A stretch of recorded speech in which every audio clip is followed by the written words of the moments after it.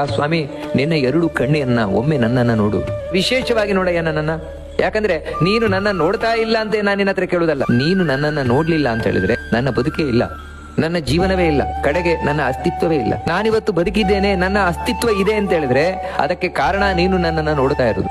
ಆದ್ರೆ ಈ ನಿನ್ನ ನೋಟ ನನಗೆ ಸಾಕಾಗುದಿಲ್ಲ, ವಿಶೇಷವಾಗಿ ನೋಡಯ್ಯ ನನ್ನನ್ನ ಅಂತ ಹೇಳಿದ್ರೆ ಹರಸುವ ದೃಷ್ಟಿಯಿಂದ ನೋಡು. ನಿನ್ನ ದೃಷ್ಟಿ ಎಂತದ್ದು ಅಂತ ಹೇಳಿದ್ರೆ ಅಮೃತಮಯವಾದ ದೃಷ್ಟಿ. ದೇವರು ಒಮ್ಮೆ ನಮ್ಮನ್ನ ನೋಡಿದ ಅಂತ ಹೇಳಿದ್ರೆ ಮತ್ತೆ ಜೀವನದಲ್ಲಿ ಕಷ್ಟ ಇಲ್ಲ, ಸಾವಿಲ್ಲ. ಸಾವು ನೋವುಗಳನ್ನ ದೂರ ಮಾಡುವ ನಿನ್ನ ನೋಟ ನಮಗೆ ಬೇಡಾಗಿದ್ದನ್ನೆಲ್ಲ ತೆಗಿತದೆ. ದೇವರ ಒಂದು ನೋಟ ನೋಡಿದ್ರೆ ಸಾಕು.